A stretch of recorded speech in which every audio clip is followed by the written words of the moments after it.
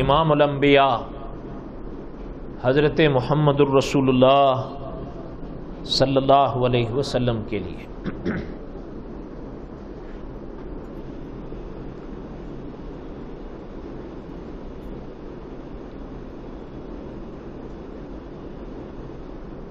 جمعے کے بیانات میں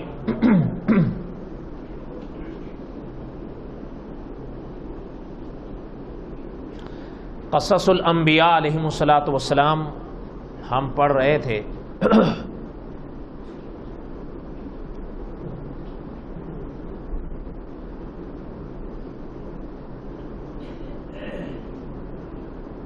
حضرت ابراہیم علیہ الصلاۃ والسلام کے واقعات ہم پڑھ رہے ہیں۔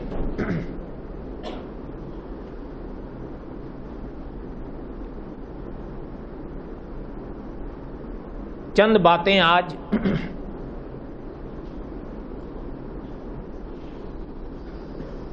قصص سے تھوڑی ہٹ کر ہوں گی، لیکن وہ بھی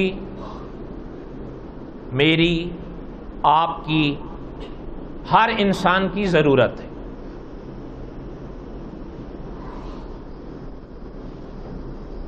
اس لیے بے ربطی کا کوئی اعتراض نہ ہو۔ ضمن میں کوئی بات آتی ہے تو ہمارے اکابر نے لکھا بھی ہے، بتایا بھی ہے۔ قصص الانبیاء علیہم الصلاۃ والسلام صرف یہاں تک نہیں رکنا چاہیے ہمارے لحاظ سے کہ بس سن لیں اور چل دیں، بلکہ قصص الانبیاء کے ضمن میں جو اسباق لپٹے ہوئے ہیں، علماء نے ہر موقع پر ان کی وضاحت کی ہے، چاہے ان کا تعلق عقائد سے ہو، چاہے ان کا تعلق اعمال سے ہو۔ دونوں کے لحاظ سے ہمیں اصلاح کرنی ہے، عقیدے کے لحاظ سے بھی اور اعمال کے لحاظ سے بھی۔ اور یہ تو بڑی واضح سی بات ہے، جتنا عقیدہ صاف ہوگا، جتنا عقیدہ پکا ہوگا، اتنا ہی عمل میں نکھار آئے گا۔ عام طور پر جو اعمال میں کمزوریاں ہیں، اگر باریک بینی سے غور کریں تو ان کی انتہا جا کر عقائد پر ہوتی ہے۔ عقائد صحیح ہوں تو اعمال میں بھی نکھار آتا ہے۔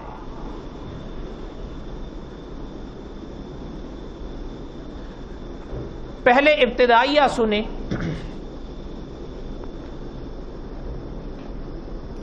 گزشتہ درس ہم نے یہاں تک روکا تھا کہ حضرت ابراہیم علیہ الصلاۃ والسلام جب مصر تشریف لائے، ایک بادشاہ کے ساتھ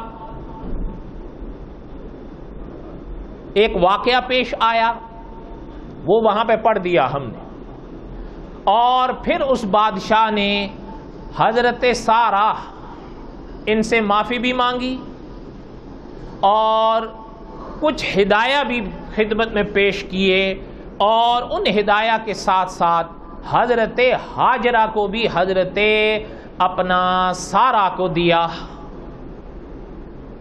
اور عزت اور احترام کے ساتھ ان صاحبان کو رخصت کیا۔ یہاں سے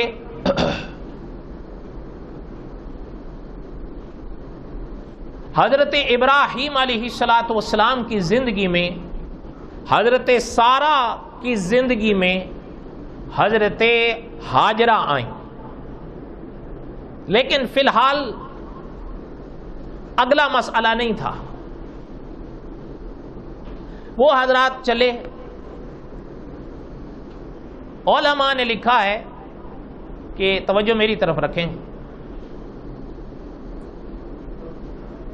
علماء نے لکھا ہے کہ ایک دن حضرت سارہ، اچھا یہ وضاحت بھی صاحب قصص الانبیاء نے لکھی ہے کہ اللہ تعالیٰ نے فرمایا کہ میرے خلیل ان کو سارہ نہ کہا کر، سارہ یعنی را کے بعد الف نہیں ہا لگے، سارہ۔ حضرت سارہ نے ایک دن حضرت ابراہیم علیہ السلام سے ایک بات کہی کہ بات ایسی ہے، عرصہ ہو گیا ہے ہماری شادی کو، لیکن کوئی اولاد نہیں ہمارے گھر میں۔ علماء نے ان جملوں کی شرح میں لکھا ہے کہ اللہ کی مرضی ہے، اللہ دینے پر آئیں کسی کو بھی دے دیں، اور اللہ تعالیٰ نہ دیں تو انبیاء کو نہ دیں علیہم السلام۔ اللہ تعالیٰ سے کوئی پوچھ تھوڑا سکتا ہے، اللہ کی مرضیاں ہیں، اللہ کی حکمتیں ہیں۔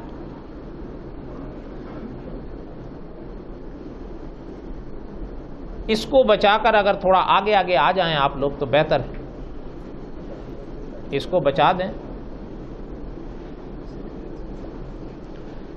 اللہم صلی علی سیدنا و مولانا محمد وعلی آل سیدنا و مولانا محمد وبارک وسلم۔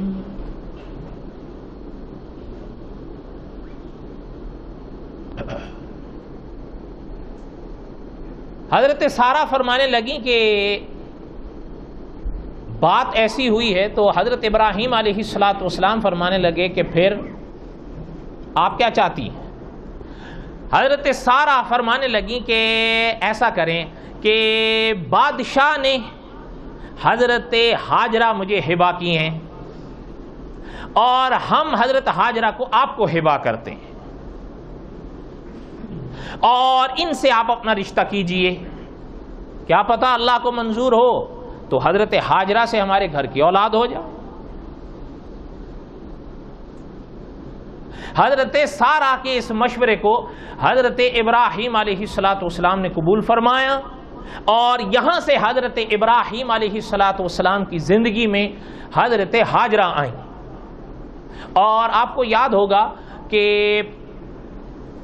گزشتہ سے پوستہ جمعہ جو ہم نے درس پڑھا تھا اس میں نے ذکر کیا تھا، شاید یاد ہو، کہ حضرت ہاجرہ وہ ہیں جو حضرت اسماعیل کی والدہ بنی ہیں۔ انشاءاللہ حضرت اسماعیل علیہ السلام کے واقعات ہم مستقل آگے پڑھیں گے، ابھی صرف حضرت ابراہیم کا خلاصہ سنیں۔ حضرت ابراہیم علیہ السلام کی زندگی میں یہاں سے حضرت ہاجرہ آئیں، اور علماء نے لکھا ہے کہ اللہ کی منشا، اللہ کی مرضی کہ حضرت ہاجرہ جب حضرت ابراہیم کی زندگی میں آئیں تو حضرت ابراہیم کے گھر میں اولاد کی امید آئی۔ اچھا، بعض حضرات نے یہاں پر کچھ بڑی عجب باتیں بھی لکھی ہیں، لیکن میرے خیال میں خیر ان کی وضاحت یہاں ضروری نہیں ہے، اور ویسے بھی اگر کوئی طالب علم ان کو پڑھے تو ایک نقطہ ہمیشہ ذہن میں رکھا کریں کہ کچھ باتیں بتقاضۂ بشریت ہوتی ہیں، وہ بشریت کا تقاضا ہوتی ہیں۔ یعنی حضرت ہاجرہ، اب آپ کا اور ہمارا تو متفق علیہ عقیدہ ہے نا کہ حضرت ابراہیم خدا کے نبی ہیں، لیکن حضرت ہاجرہ تو نبی نہیں ہے، بلکہ اہل سنت و جماعت کا تو یہ عقیدہ ہے کہ انبیاء علیہم السلام کا جو پاک سلسلہ ہے وہ مردوں میں رہا ہے، خواتین میں نہیں اللہ نے رکھا۔ اگرچہ بعض عالم ایسے بھی گزرے غالباً 5ویں صدی میں جنہوں نے اس بات پر بڑا زور دیا اور دلائل بھی لکھے، وہ آج بھی کتابوں میں ملتے ہیں باوجود اس کے کہ 1000 سال گزر رہا ہے، لیکن کہ مطلب خواتین میں بھی یہ سلسلہ چلا ہے، اور انہوں نے چند نام بطور مثال کے بھی پیش کیے ہیں خواتین میں سے کہ یہ، لیکن بہرحال نہیں، علماء محققین کا فیصلہ یہی ہے کہ انبیاء کا جو پاک سلسلہ ہے وہ اللہ تعالیٰ نے صرف مردوں میں رکھا ہے، عورتوں میں ولایت کا سلسلہ ضرور چلا ہے لیکن نبوت کا سلسلہ نہیں۔ اور بولو تو نا، یہ بہرحال بے غبار متفق یعنی جمہور کا عقیدہ ہے جس پہ کوئی بحث پھر کرنے کی ضرورت ہی نہیں رہتی۔ بعض باتیں ہوتی ہیں ان میں اختلاف ہو جاتا ہے، علمی اختلاف ہوتے ہیں، کوئی صاحب علم ایک اپنا رائے یا اپنا ایک مشورہ یا اپنی رائے پیش کرتے ہیں، اس میں تھوڑا لیکن دیکھیں جہاں جمہور آ گئے تو قصہ ختم شد، فیصلہ اپنایا جمہور کا جاتا ہے، مثلاً اگر ایک مثالی بات ہے، صاحب قصص الانبیاء نے ایک مثال پیش کی کہ اگر کوئی ایک صحابی کسی ایک مسئلے میں ایک طرف ہیں رضی اللہ تعالیٰ، لیکن جمہور صحابہ دوسری طرف ہیں، تو ظاہر بات ہے ہم ان صحابی پر اعتراض تو نہیں کریں گے، ان کی بے ادبی تو نہیں کریں گے، لیکن جس فیصلے کو مان کر عمل کریں گے وہ جمہور کا فیصلہ ہوگا۔ کن کا ہوگا؟ جمہور کس کو کہتے ہیں؟ ہاں جی، ہاں، کثرت، زیادہ، یعنی جمع غفیر جس کو کہیں، بہت بڑی جماعت۔ تو بہرحال بعض حضرات نے اس موقع پر کچھ عجب باتیں لکھی ہیں، خاص کر حضرت ہاجرہ اور حضرت سارہ کے درمیان کی، لیکن بہرحال کچھ باتیں بتقاضۂ بشریت ہوتی ہیں۔ ہم چھوٹوں کو نہیں سجتا کہ ہم ان بڑوں کے لیے میزان لے کر بیٹھیں اور ان کی باتوں کو تولیں۔ صحیح بات ہے یا غلط بات ہے؟ اور بولو تو صحیح، روزہ نہیں ٹوٹے گا آپ لوگوں کا۔ ہمیں نہیں سجتا کہ ہم بعد والے، ہم چھوٹے درجے والے میزان لے کر بیٹھیں اور بڑوں کے باتوں کو تولیں کہ انہوں نے یہ بات صحیح کہی یا غلط کہی، اچھی کہی یا بری کہی، یہ صحیح ہے یا غلط ہے؟ خاموشی اختیار کر لیں، اللہ نے ہم سے پوچھنا نہیں، وہ بس خاموشی ہی بہتر ہے، بولیں نا، خاموشی ہی بہتر ہے۔ کچھ باتیں بتقاضۂ بشریت ہیں، اگر عوام میں ان کو بیان کیا جائے تو پھر عوام وہ ہے جو اعتدال میں نہیں رہ سکتی، یا افراد میں چلی جائے گی یا تفرید میں نکل جائے گی۔ اچھا، ایک بات ان میں ایک چھوٹی سی یاد آئی، وہ سن لیں۔ علماء نے لکھا ہے کہ اب دیکھیں، اب دونوں اہلیہ ہیں حضرت ابراہیم کی، حضرت سارہ بھی اور حضرت ہاجرہ بھی، تو درمیان میں کہیں ایک کچھ بحث آ گئی دونوں بیویوں میں، تو حضرت سارہ کو غصہ آیا، اور بہرحال اب وہ بڑی بھی تھیں، وہ پہلے سے بھی تھیں، اور بادشاہ نے ہبہ بھی ان کو کیا تھا، پر انہوں نے حضرت ابراہیم کو ہبہ کیا ہے، تو حضرت ہاجرہ کی کسی بات پر ناراض ہو گئیں، غصہ ہو گئیں، اور فرمانے لگیں کہ کمال ہے، میں نے آپ کو حضرت ابراہیم کو ہبہ کیا ہے، اب آپ میرے ساتھ بات کر رہی ہیں۔ اچھا، اس موقع پر حضرت سارہ نے قسم کھا لی کہ میں آپ کے جسم کے 3 حصے کاٹ ڈالوں گی۔ اچھا، اب خاموش ہو گئیں۔ حضرت ابراہیم علیہ السلام کو جب پتا چلا تو حضرت خلیل علیہ السلام نے سنا، تو حضرت نے، کیونکہ یاد رکھیں ان شرائع میں، یعنی ان کی شریعت میں، صاحب قصص الانبیاء لکھتے ہیں یہ کفارے والا مسئلہ نہیں تھا، مثلا جو اس شریعت میں ہے کہ قسم اگر آپ نہیں نبھا پا رہے یا توڑ رہے ہیں یا توڑ دی ہے، کوئی ایسی بات ہو گئی ہے، تو کیا کریں گے آپ اور ہم؟ بولے نا، ہاں، اس لیے قسمیں زیادہ کھایا نہیں کرو۔ علماء یوں لکھتے ہیں، سچی بھی ہو تب بھی بس، ہم لوگوں نے تو بازار بنا رکھا ہے ذرا ذرا سی باتوں پہ۔ ہاں، آپ نے کبھی سنا ہے اگر یہ بات ایسی نہیں ہوئی تو خدا مرتے ایمان نہ دے؟ سنا ہے یا نہیں سنا ہے؟ اچھا، آج کل اور آئے ہوئے رنگیلے، وہ کتنے مولوی صاحب کے بیانات لیں گے، ان کے تراشے بنائیں گے، فیس بک پہ چڑھائیں گے، نیچے لکھ دیں گے مسلمان ہو تو اس کو سنو۔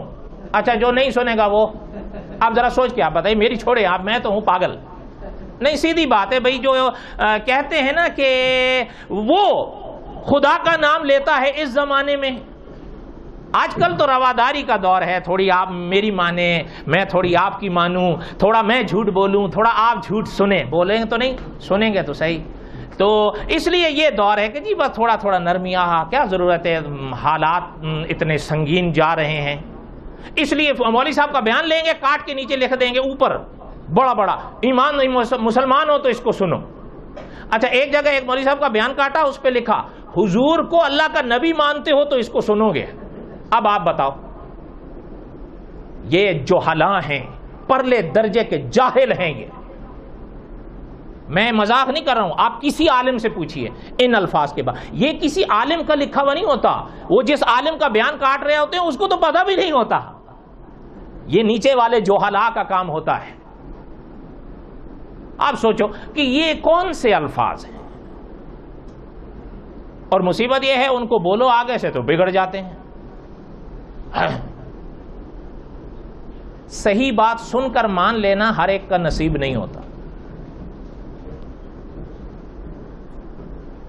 اب اپنا حضرت ابراہیم علیہ السلام نے قسم کا جب سنا تو حضرت ابراہیم علیہ السلام حضرت سارہ کے پاس تشریف لائے.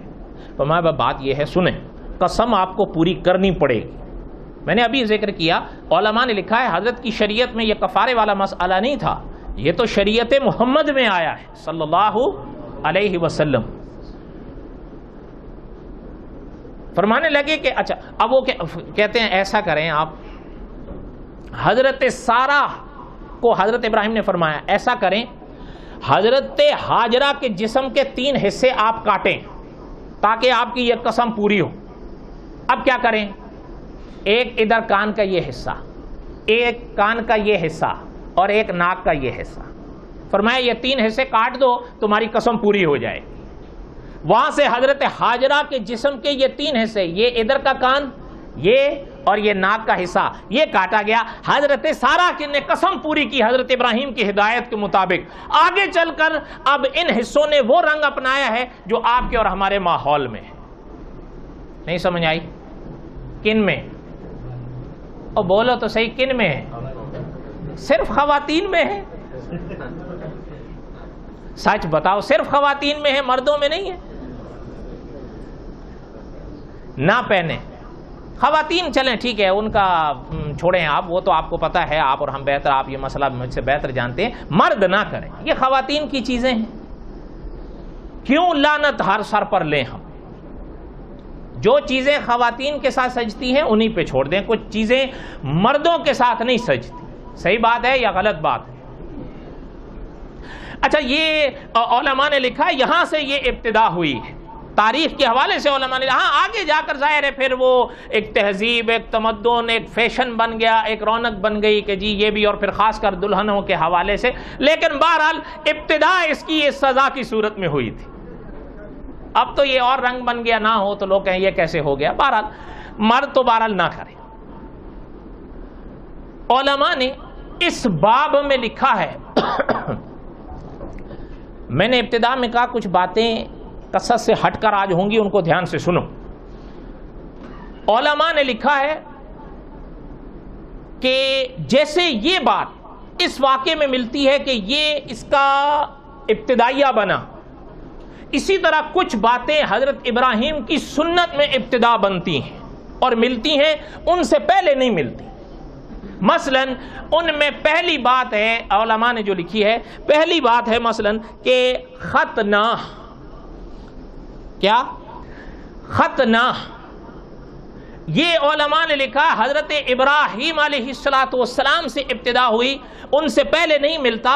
بلکہ علماء نے لکھا ہے، بعض اکابر نے تو فرمایا کہ اس وقت حضرت ابراہیم علیہ السلام کی عمر 80 سال تھی جب اللہ نے حکم دیا کہ میرے ابراہیم ختنہ، اور پھر لے کر بیٹھ گئے ٹوکا یا جو بھی آزار پردے میں کہ بس اللہ کا حکم ہو گیا ہے تو اب کرنا ہے. سمجھ آ رہی ہے بات؟ نہیں آ رہی؟ اور بولے تو صحیح.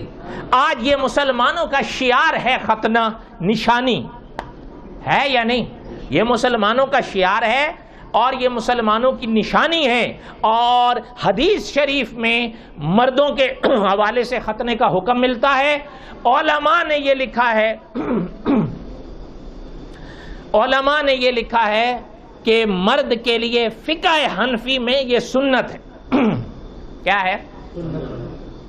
میں فقہ حنفی کے حوالے سے بات کر رہا ہوں، باقی فقہ کے حوالے سے نہیں. آپ اور ہم حنفی ہیں اس لیے ایک قول پیش کر دیا ہے. فقہ حنفی کا قول یہ ہے کہ ختنہ کیا ہے؟ سنت ہے. یہ شعار ہے اور یہ کرنا چاہیے. ہاں رہ گیا مسئلہ کہ کب، مثلا بچہ پیدا ہو گیا آج یا کل، میں مثالی بات کر رہا ہوں، کب کیا جائے؟ کیا خیال ہے بھائی آپ لوگوں کے؟ ہمارے ہاں کسی کے گھر میں 1 ہے، کسی کے گھر میں 2 ہیں، کسی کے گھر میں 4 ہیں، کسی کے گھر میں 6 ہیں. آج مجھے بتاؤ کہ ختنے کے ساتھ مدت کون سی لکھی ہوئی ہے؟ دیکھیں نا، یہ اس کو کہتے ہیں یہ اللہ کا فضل ہے. یعنی آپ میں سے اکثر وہی حضرات ہیں جو باپ ہیں لیکن وہ نہیں جانتے کہ ختنے کے ساتھ مدت کون سی فقہا نے لکھی ہے. جانتے ہیں؟ سچ بتانا.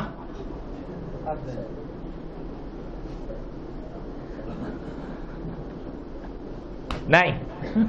مجھے پتا تھا یہی جواب ہوگا. وہ تو قیاس کیا گیا ہے, وہ بھی قیاس ہمارے لوگوں نے کیا ہے. فقہا قیاس کریں تو اس کا اعتبار ہوگا, آپ کا ہمارا کیا اعتبار ہوگا. تو بہرحال یہ تو آپ خود فقہا سے, علماء سے پوچھ سکتے ہیں کہ میں تو یہاں ساری باتیں نہیں بتاتا.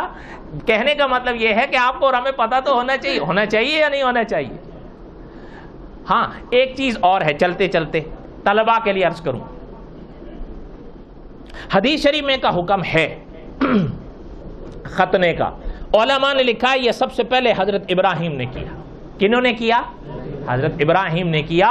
کہ اچھا مجھے بہت پرانا قصہ ہے, بہت پرانا, شاید ہو سکتا ہے 25 سال گزر گئے ہوں گے کم و بیش. ایک سکھ نے مجھ سے ایک سوال کیا تھا. اس وقت تو میں پڑھتا تھا, اس کے ذہن میں یہ وہ بہت بڑا سوال اور اعتراض سمجھتا تھا. کیا خیال ہے سکھوں میں یہ چیز ہے ختنہ؟ اور بولو تو صحیح, یہ مسلمانوں کی نشانی ہے. اس نے مسلمان سے سوال یہ کیا تھا کہ مجھے یہ بتاؤ یہ حضرت آدم کا ہوا ہوا تھا کہ نہیں؟ کن کا ہوا ہوا تھا کہ نہیں؟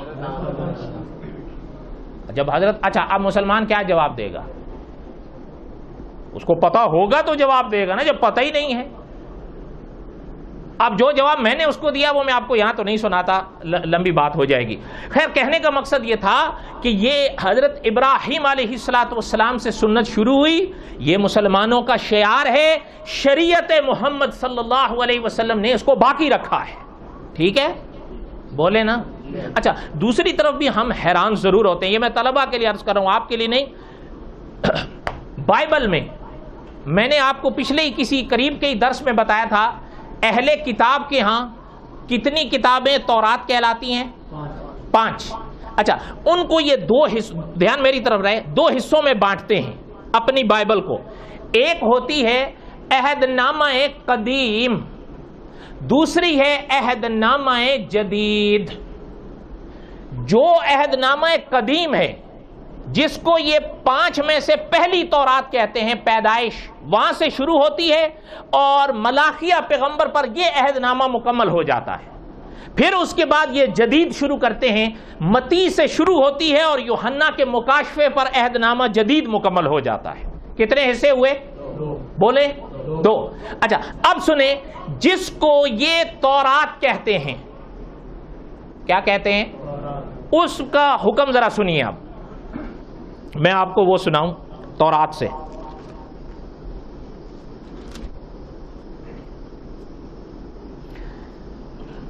دھیان سے سنیے گا, یہ اس کا ترجمہ ہے, اردو ترجمہ.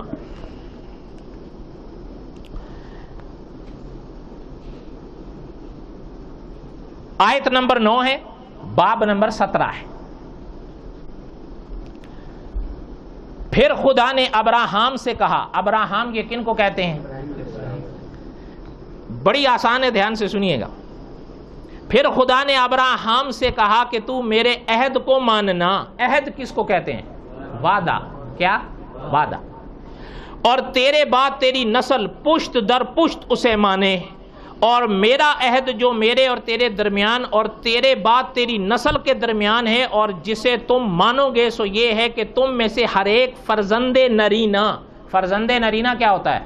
لڑکا. کیا بولے نا, لڑکا. فرزند نرینہ کا ختنہ کیا جائے. کیا کیا جائے؟ ختنہ کیا جائے. اور تم اپنے بدن کی کھلڑی کا ختنہ کیا کرنا, اور یہ اس عہد کا نشان ہوگا جو میرے اور تمہارے درمیان ہے. تمہارے ہاں پشت در پشت ہر لڑکے کا ختنہ جب وہ 8 روز کا ہو کیا جائے, خواہ وہ گھر میں پیدا ہو خواہ اسے کسی پردیسی سے خریدا ہو جو تیری نسل سے نہ ہو. لازم ہے کہ تیرے خانہ زاد اور تیرے زر خرید کا ختنہ کیا جائے, اور میرا عہد تمہارے جسم میں ابدی عہد ہوگا. اور وہ فرزند نرینہ جس کا ختنہ نہ ہوا ہو اپنے لوگوں میں سے کاٹ ڈالا جائے, کیونکہ اس نے میرا عہد توڑا. بات سمجھ آئی؟ اب یہ موجودہ نہیں کرتے, یہ جو آپ کے پڑوسی ہیں یہ بولے نا, یہ نہیں کرتے. حالانکہ اسی میں یہ کتاب پیدائش کا ہے. آگے جو ان 5 کو یہ تورات کے ان میں جن 5 کو یہ تورات کہتے ہیں ان میں ایک کتاب ہے احبار. کیا؟ احبار. یہ احبار وہ کتاب ہے جسے مولانا محمد امین اکاڑوی رحمۃ اللہ علیہ فرمایا کرتے تھے کہ یہ احبار وہ کتاب ہے جسے مسلمان تورات کہتے ہیں. نہیں بات سمجھ آئی؟ اس کے اندر حکم ہے کہ حضرت موسیٰ کو اللہ نے حکم دیا تھا کہ ان کا ختنہ کروایا کرو، ان کا ختنہ ہو. مفہوم ہے معنی اس آیت کا. اچھا آگے سنیں، انجیل کے جملے کے ساتھ 4 منسوب کی گئی ہیں. انجیل متی، انجیل ایک تھی یا اناجیل تھی؟ ان کے ہاں 4 ہیں. کتنی ہیں؟ 4 ہیں جن کو یہ انجیل کہتے ہیں. انجیل متی ہے، انجیل یوحنا ہے، انجیل مرکس ہے اور انجیل لوکا ہے. یہ جو انجیل لوکا ہے اس کے مصنف لوکا نے لکھا ہے کہ حضرت عیسیٰ کا بھی ختنہ ہوا تھا. کیا ہوا تھا؟ دوسری بات علماء نے لکھی ہے، غسل بل اپنا جس کو کہتے ہیں نا اپنا استنجا بالماء، پانی سے استنجا کرنا. علماء نے لکھا ہے اس کی ابتدا بھی حضرت ابراہیم سے ملتی ہے. کس سے استنجا کرنا؟ پانی سے استنجا کرنا. اچھا یہ 2 اچھی باتیں علماء نے لکھی ہیں کہ یہ اچھا ہے کہ آپ دیکھیں پہلا دور ہوتا تھا ڈھیلے کا، اب دور بدل گیا، اب آ گیا اس کی جگہ ٹیشو. وہ اور پانی دونوں کو جمع کر دیں. کیا کریں؟ چلتے چلتے ایک بات بتاؤں آپ کو، مرد حضرات جو ہوتے ہیں، میں سب کی بات نہیں کرتا، اگر اس کو اپنی قوت پر اعتماد ہے تو وہ جانے، لیکن عام طور پر ایک خطرہ ہوتا ہے، اس کو ذہن میں رکھا کریے گا. جب عمر مردوں کی خاص کر 40 پر پہنچتی ہے یا 40 کے لگ بھگ ہوتی ہے، یہ جیسے ہی پیشاب کرتے ہیں اٹھ کے کھڑے ہو جاتے ہیں. یاد رکھیے گا آخر میں قطرے نکلتے ہیں. کسی کا نہیں نکلتے، اگر اس کو پورا یقین ہے تو وہ جانے. اس لیے یکدم نہ اٹھیں، اور اگر اٹھتے بھی ہیں تو اس کا ازالہ کیا کریں. تقریباً 5 منٹ، بعض اکابر نے فرمایا 10 منٹ، اتنا وقفہ کریں. بعض علماء نے فرمایا کم از کم ہو سکے تو 50 قدم چلیں. کپڑوں کو بچانے کا انتظام کر لیں، آپ وہاں ٹیشو رکھ لیں یا اور بھی طریقہ آپ اختیار کر سکتے ہیں، وہ مجھ سے آپ بہتر جانتے ہیں. مقصد یہ ہے پیشاب آپ کو نہ لگے، آپ نہ آپ کے جسم کو نہ آپ کے کپڑے کو، اور وقفہ دے دیں پیشاب کو. اگر ہو سکے تو کم از کم 50 قدم چل لیں، اور اگر یہ نہیں کر سکتے تو ہو سکے تو 2-3 بار زور سے کھانس لیں. تھوڑا وقفہ جب آپ پیشاب کو دے دیں گے اس کے بعد پھر بالکل یعنی صاف پانی سے استنجا کریے، پورا لوٹا اس پر بہا دیجئے. مفتی ساجد قریشی صاحب نے بڑی عجیب تحقیق پیش کی ہے، فرماتے ہیں کہ جب آپ نارمل پانی یعنی یہ جو پانی ہے نا جیسے ہم ٹوٹی سے لے لیتے ہیں، یہ اگر جسم کے آپ اس حصے پر پورا بہا دیں گے، اس کے اندر ایک اثر یہ ہوتا ہے کہ یہ اندر کی رگوں کو جما دے گا، پھر پیشاب کا قطرہ باہر نہیں آنے دے گا یہ. لیکن یہ احتیاط آپ کریں، ورنہ اس کا نتیجہ ہو جاتا ہے وسوسے پڑ جاتے ہیں. آدمی پیشاب وغیرہ کر کے اٹھتا ہے، استنجا کر کے اٹھتا ہے، بعد میں اس کو شک پڑنے لگتا ہے یار کہیں پیشاب کا قطرہ تو نہیں آ گیا، یار ایسا تو نہیں ہو گیا، ویسا تو نہیں ہو گیا. اگر آپ یہ کر لیں گے وسوسے ختم ہو جائیں گے. اور اگر کسی کو پورا یقین ہے کہ نہیں یار مجھے کچھ نہیں ہوتا تو فبے پھر ہماری اس سے بحث نہیں. لیکن جس کو اگر پیشاب کے قطرے کا وہ، اس دن یہاں ایک صاحب میرے پاس آئے، انہوں نے میں تو پاگل ہو گیا ہوں. میں کہا کیوں؟ کہتے ہیں یہ میں نے اس کو یہ طریقہ بتایا، آپ دیکھ لیں. وہ مجھے خود بعد میں ملا، کہتا ہے جی اب تو اطمینان ہی اطمینان ہے. 10-12 منٹ بہت ہوتے ہیں، پھر انسان کو قطرے سے اطمینان ہو جاتا ہے. بات سمجھ آئی یا نہیں آئی؟ اور بولو تو صحیح یا نہیں آئی؟ لگتا ہے اب تو حیران ہو یا تو پریشان ہو. اس لیے علماء نے استنجا بالماء کہ حضرت ابراہیم سے. اچھا اکابر نے فرمایا یہ بغلوں کے بال کاٹنا، زیر ناف بال کاٹنا، یہ بھی حضرت ابراہیم سے ابتدا ہوئی ہے. ہر ہفتے کتنا؟ جمعہ رکھ لیں اچھا ہے. مفتی محمود الحسن گنگوہی رحمۃ اللہ علیہ نے جس بات کو لکھا، جمعے کا دن رکھ لیں تو بہت اچھا ہے.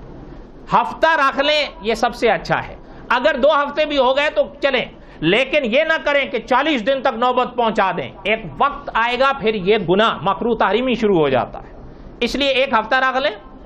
اور علماء نے لکھا اسی طرح حضرت ابراہیم علیہ السلام سے جن چیزوں کی ابتدا ہوئی، شلوار، یہ بھی صاحب قصص الانبیاء نے لکھا ہے کہ یہ شلوار سب سے پہلے حضرت ابراہیم نے پہنی. اور ہو سر آپ تو خیر مجھ سے ممکن ہے آپ نے سنا ہو، آقا صلی اللہ علیہ وسلم نے شلوار خرید فرمائی پسند بھی فرمایا، لیکن علماء نے فرمایا پہننے کی تصریح تو نہیں ملی۔ کتابیں یہی حدیث کی بتاتی ہیں کہ آقا صلی اللہ علیہ وسلم نے ہمیشہ دھوتی باندھی ہے، لیکن شلوار آقا صلی اللہ علیہ وسلم نے خریدی ہے اور حضور نے پسند فرمایا۔ کیوں؟ صاحب قصص الانبیاء لکھتے ہیں کہ ممکن ہے سونے میں چادر کھل جائے لیکن شلوار کے کھلنے کا ڈر نہیں ہوتا، اس لیے آقا نے شلوار کو زیادہ پسند فرمایا۔ لیکن علماء نے لکھا ہے کہ یہ اس کی ابتدا حضرت ابراہیم نے کی تھی۔ کنہوں نے کی تھی؟ حضرت ابراہیم نے۔ اچھا، کچھ باتیں اور بھی لکھی ہیں جو حضرت ابراہیم سے ابتدا ہوئی، لیکن بہرحال اب ساری تو یہاں نہیں بتایا، ایسا کتنی بتائی ہیں میں نے ابھی؟ اب ساری تو نہیں میں آپ کو بتا سکتا، باقی آپ خود ڈھونڈ کے پڑھ لو، کتابوں کے نام میں آپ کو بتا دوں گا۔ ہاں، دل جرگر رکھیے گا، 2500 صفحے کی کتاب ہے، آپ تو ماشاءاللہ 50,000 کی بھی پڑھ لیتے ہو، تو 2500 کی تو آپ کے لیے معمولی شے ہے، اس لیے باقی آپ جانو، میں نے 3 بتا دی ہیں۔ اچھا، ایک آخری چیز سن لیں، آقا صلی اللہ علیہ وسلم نے بڑی عجیب بات ارشاد فرمائی۔ حضور نے فرمایا صلی اللہ علیہ وسلم کہ ایک موقع پر کہ میں نے ایک محل جنت میں دیکھا، اور حضور نے فرمایا کہ وہ سارا موتیوں سے بنا ہوا تھا، اور موتی بھی ہر موتی ایسا، یعنی اینٹ کی جگہ بھی موتی استعمال ہوئے، اور حضور نے فرمایا کسی موتی میں کوئی چھید بھی نہیں تھا، سوراخ بھی نہیں تھا۔ حضور نے فرمایا میں نے پوچھا کہ یہ محل کس کا ہے، تو مجھے جواب دیا گیا کہ آقا یہ محل جنت میں حضرت ابراہیم کا ہے، اللہ نے ان کے لیے بنوایا ہے، یہ ان کا ہے۔ اور آپ حیران ہوں گے، حضرت ابراہیم علیہ السلام ایک دن گھر تشریف لائے تو دیکھا کہ ایک اوپرا آدمی گھر میں صحن میں کھڑا ہے۔ حضرت ابراہیم کو بڑا غصہ آیا، حضرت ابراہیم نے فرمایا بغیر اذن کے میرے گھر کے صحن میں کیسے آ گئے ہو؟ وہ کہنے لگا کہ حضرت معاف کیجیے گا، بات یہ ہے کہ میں تو خدا کا فرشتہ ہوں، میں ابن آدم میں سے نہیں ہوں۔ حضرت خلیل نے فرمایا کہ کیا بات ہے؟ کہنے لگے کہ آپ کے لیے خوشخبری لایا ہوں کہ اللہ نے مجھے بھیجا ہے کہ جا کر میرے ابراہیم سے کہو کہ آپ میرے خلیل ہو۔ خلیل کس کو کہتے ہیں؟ بعض علماء نے فرمایا دوست تو مطلق ہے، جانی دوست کو خلیل کہتے ہیں۔ تو حضرت ابراہیم نے فرمایا کہ اللہ تعالیٰ کا شکر ادا کیا، اور فرمانے لگا کہ خدا کے فرشتے اتنا بتاؤ کہ یہ اللہ نے مجھے یہ اعزاز، اتنا کرم اللہ نے کس بنا پر فرمایا؟ تو فرشتے کا جواب یہ تھا کہ اللہ کا فرمانا یہ ہے کہ میرا خلیل ہمیشہ دیتا ہے، لینا جانتا ہی نہیں ہے کسی سے۔ یہ خوبی اللہ کو آپ کو اتنی پسند آئی ہے اللہ۔ آپ اور ہم بھی تو نہیں لیتے نا، ہم بھی صرف وما علینا الا البلاغ المبین۔ میسج ٹی وی کے چینل کو سبسکرائب کیجیے اور امن کے پیغام کو پھیلانے میں ہماری مدد کیجیے۔ سبسکرائب کرنے کے بعد بیل کے آئیکن پر کلک کیجیے۔ آپ کا اپنا میسج ٹی وی۔